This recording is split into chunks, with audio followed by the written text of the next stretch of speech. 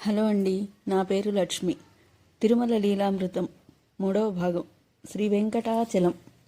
కలియుగంలో ఈ పర్వతానికి వెంకటాచలం అని పేరెలా వచ్చిందో భవిష్యోత్తర పురాణంలో చాలా విపులంగా చెప్పబడింది.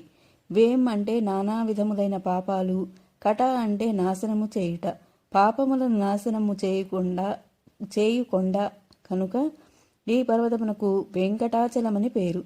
ఎవరి పాపాలు నాశనమయ్యాయి? చాలామంది పాపాలు ఈ క్షేత్రంలో నాశనమైనట్లు గాథలున్నా ఈ పురాణంలో ముఖ్యంగా చెప్పబడినది మాధవుని కథ. కాళహస్తికి కొంత దూరంలో ఒక గ్రామంలో పురంధరుడనే నిష్ణాపరుడైన బ్రాహ్మణుడి కొడుకు మాధవుడు. మాధవునికి పాండ్యదేశపు కన్య చిత్రలేఖనిచ్చి వివాహం జరుపుతారు. మాధవుడు కూడా సదాచారి, నిష్ణాపరుడు, శాస్త్రం చదివి సాధన చేస్తున్నవాడు, మంచి శ్రోత్రియ కుటుంబంలో పుట్టినవాడు. ఈ ఉత్తమ జ్ఞానికి ఒకసారి శాస్త్రసమ్మతం కాని కోరిక కలిగింది. ఉదయం సంధ్యాదుల తర్వాత భార్యతో సంగమం కావాలన్న కోరిక. భార్యతోనైనా అకాల విహారం నిషిద్ధమని, అటువంటి సంగమంతో పుట్టిన సంతానం కుటుంబానికే కాదు సమాజానికి కూడా అరిష్టం అని శాస్త్రం.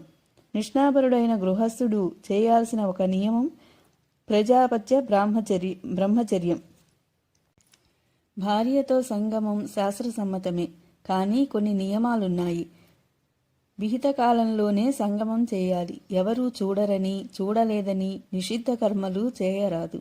సూర్య, అగ్ని, తల్లిదండ్రులు, గురువు, దిగ్దేవతలు ఇలా ఎందరో సాక్షులున్నారు.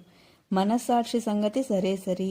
ఈ శాస్త్ర విషయాలు మాధవునికి తెలియక కాదు, ఏదో ప్రారబ్ధ కర్మ వల్ల క్షణిక అజ్ఞానం ఈ బలహీనతగా పరిణమించింది.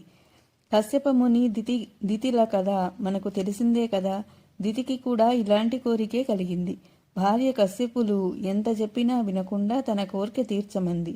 అకాల సంగమం వల్ల పుట్టిన వారే లోకకంటకులైన హిరణ్యాక్ష, హిరణ్యకశిపులు. మాధవుని ప్రారబ్ధం అలా కోరిక కలగగానే భార్యతో చెప్పాడు. ఆ ధర్మపత్ని వారించింది. ఇది అకాల సంగమం అవుతుందని, శాస్త్రసమ్మతం కాదని జ్ఞాపకం చేసింది.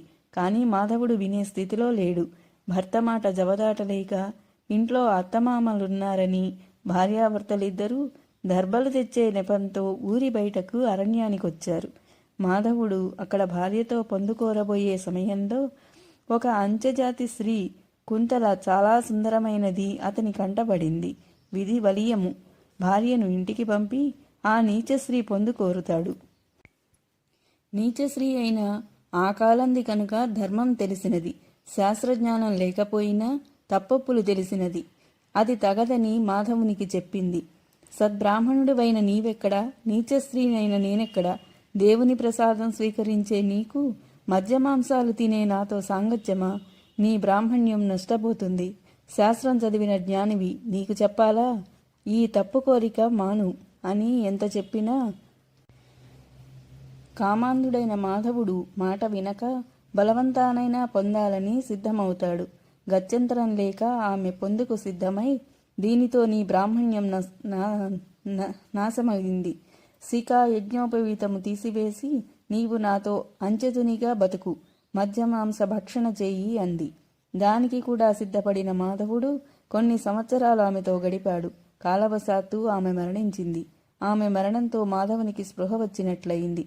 ఇంకో పురాణంలో ఈ కుంతల క్రితం జన్మలో మాధవుని భార్యయే అని, శాపవశాత్తు అంచెజాతిలో పుట్టిందని చెప్తారు. తానెవరు, ఎంతటి నిష్ణాపరుడు, ఎంత బ్రహ్మజ్ఞాని, ఏమి ప్రారబ్ధం, ఎంత నీచానికి పాల్పడ్డాను, ఎంత పాపం చేశాను, ఎంతటి దౌర్భాగ్యుడిని, సాధనకు అవకాశమున్న జీవితాన్ని కామాంధుడిగా ప్రవర్తించి నాశనం చేసుకున్నాను అని ఎంతో పశ్చాత్తాపంతో రోధించి విరక్తుడై తిరగసాగాడు. అతనికి ఉత్తర భారతదేశం నుండి దక్షిణ దేశానికి తీర్థయాత్రకు వెళ్తున్న రాజు పరివారం కనిపించగా వారి వెనుకనే మాధవుడు కూడా పయనమయ్యాడు. పరివారంతో సహా రాజు శేషాచలానికి చేరి అక్కడ కపిలతీర్థంలో స్నానం చేసి చాలా శాస్త్రోక్తంగా పితృలకు శ్రాద్ధకర్మలు, భక్ష్య భోజాదులతోనూ దాన ధర్మాలతోనూ చేశాడు.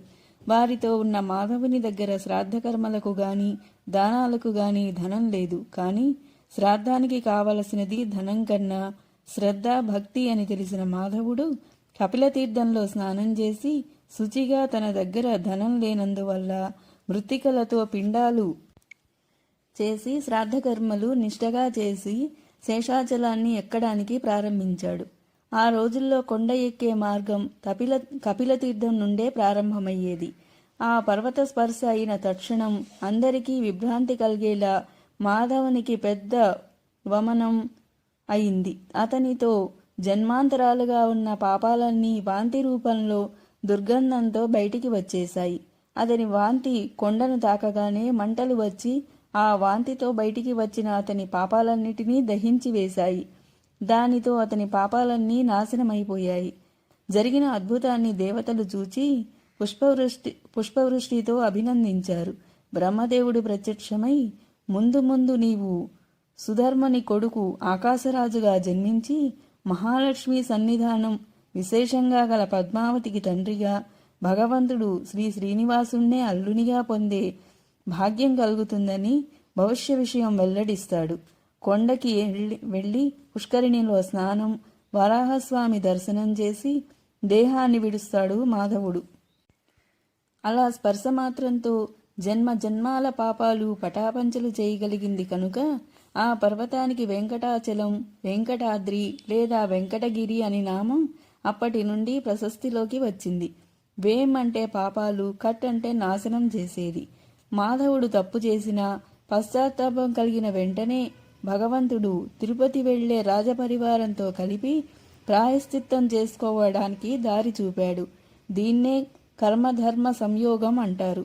పితృకార్యం, తీర్థవిధి ఎంత ఆర్భాటంగా లేదా ఎంత ఖర్చు పెట్టి చేశామన్నది కాదు ముఖ్యం, ఎంత భక్తి శ్రద్ధలతో చేశామన్నది ప్రధానం. కపిలతీర్థంలో తీర్థవిధి, శ్రాద్ధకర్మ చేస్తే గయా బదరీల శ్రాద్ధం కన్నా పుణ్యం ఎక్కువని శాస్త్రం.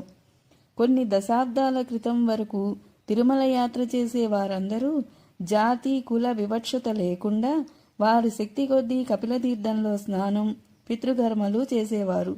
ఎందుకో ఆ సాంప్రదాయం ఈ మధ్యకాలంలో అసలు జరగడం లేదు.